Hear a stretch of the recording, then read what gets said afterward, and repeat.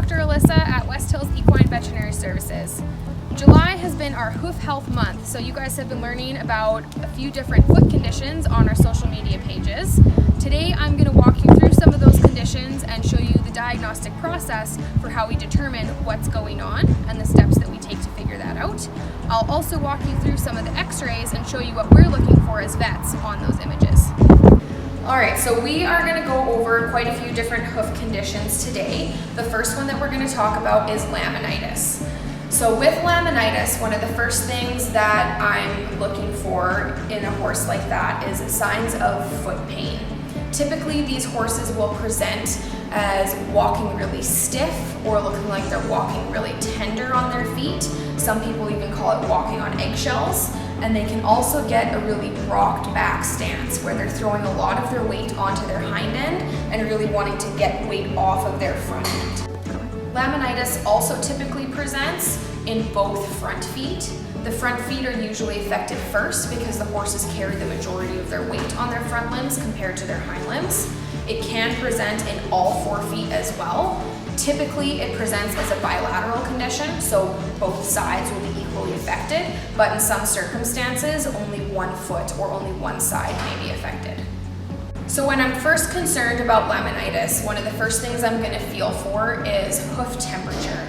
Oftentimes these horses will have an elevated hoof temperature, so the cornet band and the front of the hoof wall feels very warm. Some of them even have heat that travels further up the pastern area. Another thing that I'm feeling for is the digital pulses. So the digital pulses is the pulse that we can feel going down the palmar digital vein that follows down the foot to provide blood supply to that foot. Horses with laminitis will have elevated pulses because the feet are bounding because there's a lot of blood flow going to that area, and that is often associated with that foot pain. Another thing that I'm going to be checking for is their response to hoof testers. So that is where I take my hoof tester tool and I'm going to press on certain areas of the foot with a high degree of pressure to see if I will elicit a painful response. Typically laminitis horses are very sensitive around the toe. So let's look at some x-rays of what a normal foot looks like, and then I'll show you what that looks like compared to some laminitis cases. So this is a normal foot x-ray. The things that we're looking for is that the pastern and the coffin bone axis is all in alignment and that is parallel with the hoof wall. So one of the measurements that we take is the angle of the coffin bone compared to the hoof wall to make sure that they are parallel. So this is an x-ray of a horse with laminitis in its front foot. So the first thing that we notice is that the pastern angle now has a drop down here with the coffin bone angle. So the coffin bone has rotated off of its normal axis. When we measure that angle as compared to the hoof wall, we can now see that they're not parallel anymore, and we actually have 10 degrees of rotation from this coffin bone. So this is looking at that same foot x-ray, but another thing that I wanted to point out is at the tip of the coffin bone here, there's a little piece of bone that has actually fragmented off of the coffin bone. This can happen with chronic or long-term laminitis cases because as this coffin bone rotates down, a lot more of the weight comes down on the tip of the coffin bone and we can get damage at that location. This is a case of severe long-standing laminitis. So in this case, we can see that we have a lot of coffin bone rotation with that angle being fairly far off of the hoof wall angle. We can also see some pretty significant defects in the hoof wall, and we can see some very severe demineralization of the tip of the coffin bone, where the bone has actually been eaten away from chronic disease and pressure at the tip of the bone. This one also has a fairly large fracture fragment from all of that pressure and damage at the tip of the bone. So when we want to treat horses with laminitis, one of the most important things is having a good relationship with your farrier and your veterinarian, because it takes a team to work on getting that foot back to a normal state.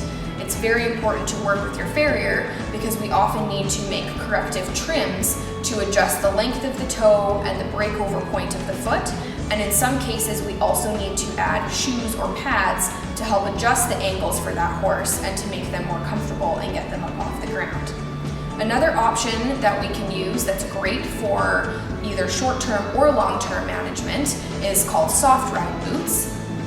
The soft ride boots have a nice thick gel cushion in them, so it's very comfortable for the horses to wear because they can walk on this nice thick pad and it provides a lot of cushioning for them. So these are excellent tools that can be used either in the short term, or we have some longer term cases as well that live in these 24/7. Another disease that we commonly hear about is navicular disease, which we now refer to as caudal heel pain syndrome.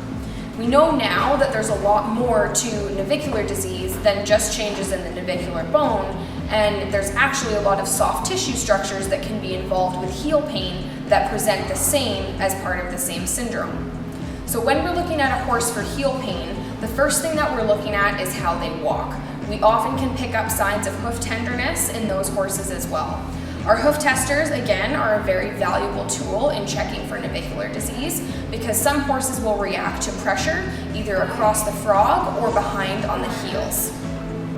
Another diagnostic tool that's very important in diagnosing navicular disease or caudal heel pain syndrome is nerve blocks, where we put a little bit of local anesthesia or freezing around the nerves at the bottom of the foot, and that will freeze out the bottom portion so that they can't feel it anymore.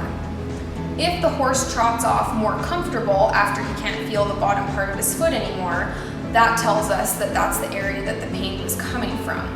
A common presentation for navicular horses as well is for them to appear more lame on one front foot, but after we block that foot out, they then appear lame on the other front foot, showing us that they actually have foot pain in both front feet.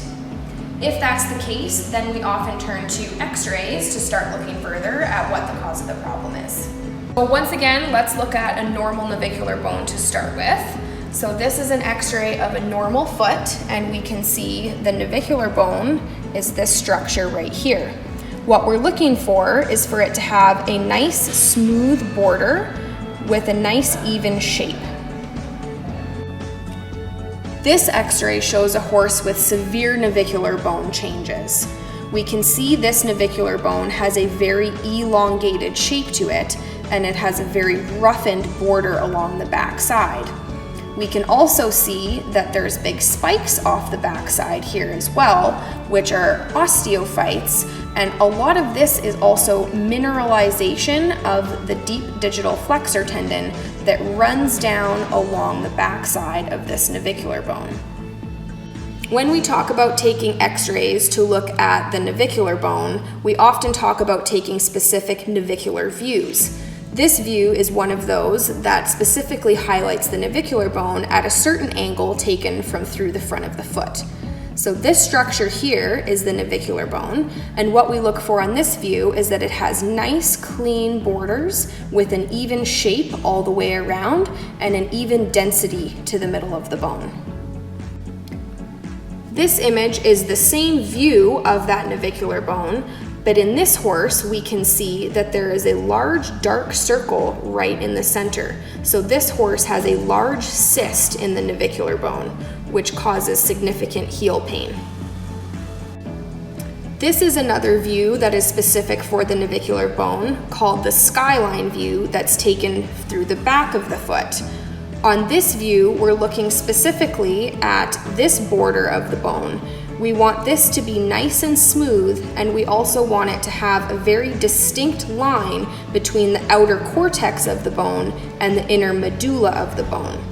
We also want to see that the vascular channels, or the part that brings the blood flow through to the bone, are nice and even in shape and not oversized. This is that same skyline view for a horse that has severe navicular disease. We can see that the bottom surface here is very roughened with a bulbous appearance to this center part, and we've definitely lost the definition between the outer cortex and that inner medulla. It starts to get very mottled in the center. We can also see this really dark spot here and a larger dark spot here. Those are enlargements or abnormalities in those vascular channels, sometimes called synovial invaginations. Another foot condition that we should talk about is foot abscesses. Foot abscesses can be very scary because horses often turn up very lean. Some of them can be so sore that they almost look like they have a fractured leg. People are often very happy to hear, oh, it's just a foot abscess, that's great. However, some foot abscesses can get very complicated and can have pretty significant consequences. Diagnosing foot abscesses uses a lot of the same tools that we've already talked about. We start by watching the horse move, seeing how they walk or trot, having a really good feel of the leg, and feeling those digital pulses, which are often elevated with foot abscesses. We also use our hoof testers to see if there's any specific area on the foot that's tender. Sometimes we will also use nerve blocks to freeze out the foot so that we can localize the lameness to know for sure that that's where it's coming from. We often use x-rays to diagnose abscesses as well. In some cases, we can see gas pockets that are created by the bacteria trapped inside the foot.